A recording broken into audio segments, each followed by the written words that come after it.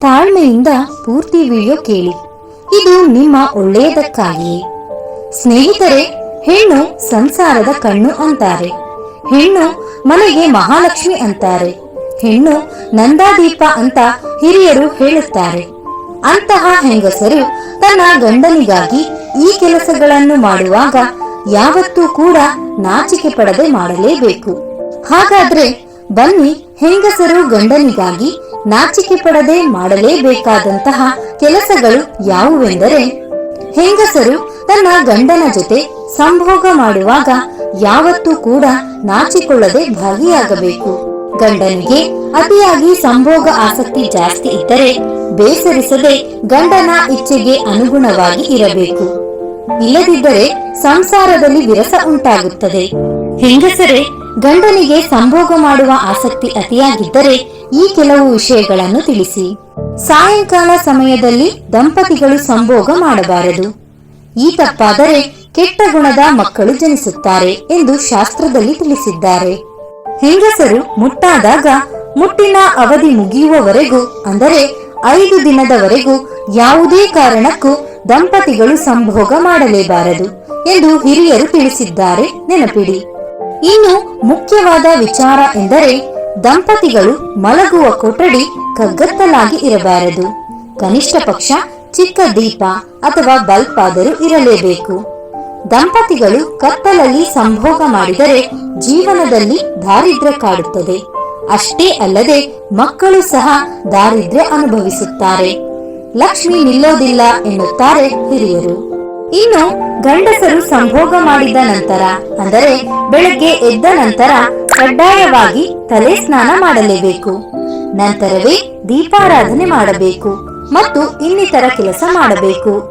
ಆದರೆ ಹೆಂಗಸರು ಕೈಕಾಲು ಮುಖ ತೊಳೆದು ಮನೆಯ ಕೆಲಸಗಳನ್ನು ಮಾಡಬಹುದು ಹಾಗೂ ಹೆಗಲು ಸ್ನಾನ, ಅಂದರೆ ಮೈ ಸ್ನಾನ ಮಾಡಿ ದೀಪಾರಾಧನೆ ಮಾಡಬಹುದು. ಆರೋಗ್ಯದ ದೃಷ್ಟಿಯಿಂದ ಹೆಂಗಸರು ಪ್ರತಿದಿನ ತಲೆ ಸ್ನಾನ ಮಾಡಬಾರದು. ವಾರಕ್ಕೊಮ್ಮೆ ತಲೆ ಸ್ನಾನ ಮಾಡಿದರೆ ಸಾಕು.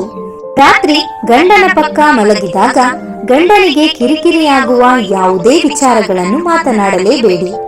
ಯಾವುದೇ ಸಾಲದ, ಮಕ್ಕಳ ಅಥವಾ ಇನ್ಯಾವುದೇ ಬೇಸರ ಅಥವಾ ಕೋಪ ತರುವ ವಿಚಾರ ಬೇಡ.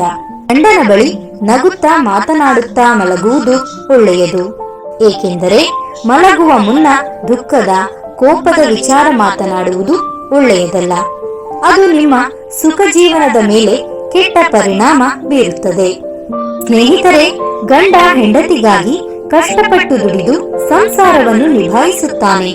ಅವನ ಆಸೆಯಂತೆ ಹೆಂಗಸರು ನಡೆದುಕೊಳ್ಳಬೇಕು.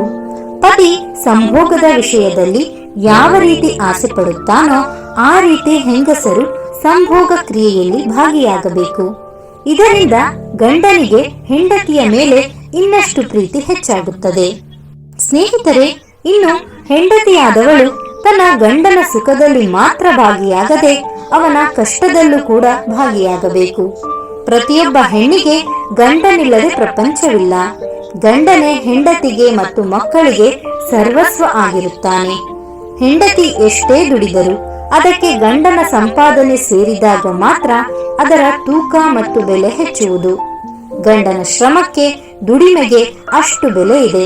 ಆದ್ದರಿಂದ ಗಂಡನ ಪ್ರತಿ ಕಷ್ಟದಲ್ಲೂ ಪತ್ನಿಯಾದವಳು ಭಾಗಿಯಾಗಬೇಕು. ಇಲ್ಲವಾದರೆ ಸಂಸಾರ ನಡೆಸುವುದೇ ಕಷ್ಟವಾಗುತ್ತದೆ. ಇನ್ನು ಗಂಡ ಹೆಂಡತಿಯ ಜಗಳ ಆದಾಗ ಹೆಂಡತಿಯಾದವಳು ಕ್ಷಮೆ ಕೇಳಲು ಮುಂದಾಗಬೇಕು. ಏಕೆಂದರೆ ಗಂಡಸರಿಗೆ ಅಹಂ ಜಾಸ್ತಿ. ಜಗಳ ಮುಂದುವರೆದರೆ ಮನೆಯ ಮನಸ್ಥಿತಿಯ ಪರಿಸ್ಥಿತಿ ಹದಗೆಡುತ್ತದೆ. ಇದರ ಪರಿಣಾಮ ಮಕ್ಕಳ ಮತ್ತು ಮನೆಯ ಸದಸ್ಯರ ಮೇಲೆ ಬೀರುತ್ತದೆ. ಆದ್ದರಿಂದ ನೀವೇ ಕ್ಷಮೆ ಕೇಳುವುದು ಉತ್ತಮ. ಇದರಿಂದ ನೀವೇ ದೊಡ್ಡವರಾಗುತ್ತೀರಾ ಹೊರತು ಸಣ್ಣವರಾಗುವುದಿಲ್ಲ. ಅದೂ ಅಲ್ಲದೆ ಗಂಡ ಹೊರಗಿನ ಟೆನ್ಷನ್, ವರ್ಕ್ ಪ್ರೆಷರ್ ನಲ್ಲಿ ಹೆಂಡತಿಗೆ ಸಿಟ್ಟಿನಿಂದ ಕೆಲವು ಮಾತುಗಳನ್ನು ಆಡಬಹುದು. ಆದರೆ ಅದನ್ನ ಹೆಂಡತಿಯಾದವಳು ಚೆನ್ನಾಗಿ ಅರ್ಥ ಮಾಡಿಕೊಂಡು ಗಂಡನಲ್ಲಿ ನಾಚಿಕೆ ಇಲ್ಲದೆ ಕ್ಷಮೆ ಕೇಳಬೇಕು. ಇದು ಸಂಸಾರದ